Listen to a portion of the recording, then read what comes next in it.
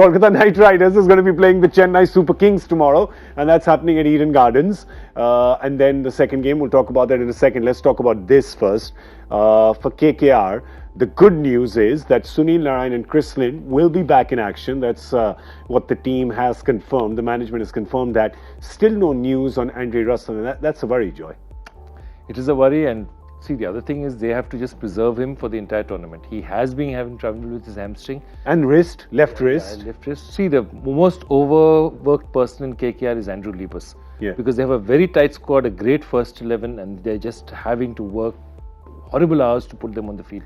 It's important, even he might play just as a batsman. Yeah. And there are many ways of preserving him. He did that last season. Yeah. The latter half of last season, he was pretty much just batting, not bowling at all. Even then, he's so useful for the team that they'll probably try and do.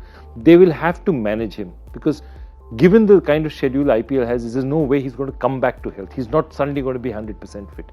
So they'll know it's 70, 80, 70, 80. We'll have to manage him, but he's too good for them not to have in the park. What do you do with Shubman Gill? You send him up top, he gets the runs. Narine and Lynn come back. Does Shubman go back to 6 and 7? Yeah, well, I'd float him around. I mean, if Lynn and Narine are fit, you've got to open with that combination. They're such a powerhouse at the top of the order. You know, you could float Shubman Gill, you could put him in 3. If they lose an early one, just put him. So he basically is opening the batting. There's lots of combinations and opportunities. One player that I probably will miss out will be Joe Denley. Joe Denley, who came all the way to the IPL, didn't touch a ball. He just managed to face the one ball and had to stroll off. But, you know, Shubman Gill's a wonderful talent. You know, I think he's got an incredible future. You know, he plays the game and he looks to me like he's got a great attitude. Yeah. Looks to me like he really wants to play and he wants to be out there and he's got a nice level temperament. So he's going to be around for many years and he's the kind of player that, you know, Jack Callis, Simon Katic and Dinesh Karthik, they'll know that they need to give him great opportunities. So they'll try and work a way that they can get him up near the top of the order, whether that's opening, whether it's at 3. I just like when young players come in and show what he did show the other night. I do enjoy the fact that they get given another chance to go and do it exactly the same. So I hope to see him at the top of the order somewhere, maybe at number 3. And with that Eden Gardens pitch, if you have a choice between Harry Gurney and Loki Ferguson, who do you prefer? It's Gurney. Gurney? I'd in fact pick him for almost any pitch in India. I mean, the only pitch that really suits fast bowling, Wankhede suits fast bowling to a certain extent, maybe the Chennai Swami. But the point of it is, I think Gurney gives you far more variation with the ball, even when he's this thing. It's not that he's just a one-dimensional, slower one bowler. Yeah. He has a lot of variations.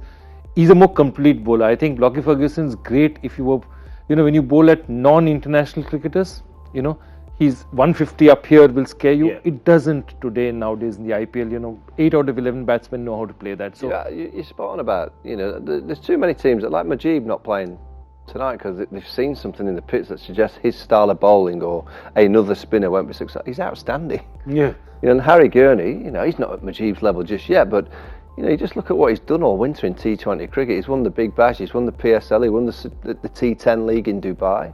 He's a high-class, short-form bowler that can bowl on pretty much anything. Yeah, I think he was unwell in the last game. I think he was sick, and that's why they didn't play. I think he should walk in place of Lockie. Well, if his belly's all right, he should play. Yeah.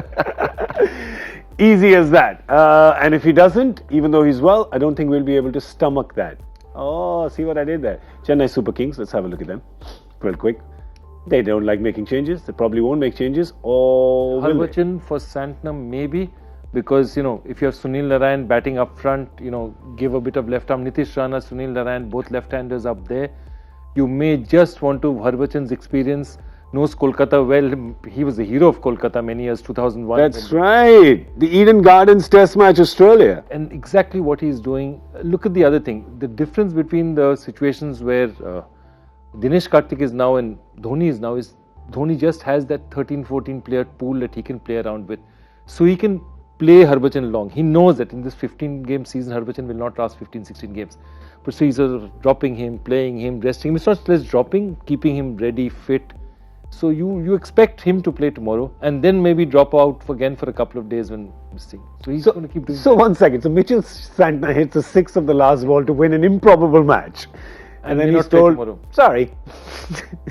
I'll be dead honest talking about Chennai is that I can never predict.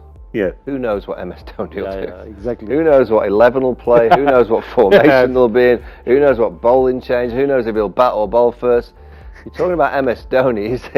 He's his own computer. He's got his own analytics going on inside that mind that none of us have a clue about. So there's no point in talking about the Chennai team because realistically, we've no idea. You know, the thing even with AI, with artificial intelligence, with supercomputers is sometimes you can get hackers who can hack in and decode, encrypt the encryption. They can decode it. With him, you can't. There is no decoding the encryption. Because even the encryption doesn't know what the encryption is. So, so we'll just see and it'll play out like it plays out. And we will just enjoy it. And I just hope that it just plays out and he doesn't walk out onto the field. Because when he's fielding, it's allowed. When they're batting, perhaps not. I don't think we're going to see that. I don't think he's going to be walking out. Unless it's his turn to bat, then he'll walk out. But if his turn to bat has gone over, I don't think he'll walk out then. You don't think it was just an evening walk that went horribly wrong? Oh, I was going back to the pavilion. Oh, where am I? Oh, it's the middle of the field. Sorry, I'll just go right back. Just a bit of a stroll. Just a bit of a stroll.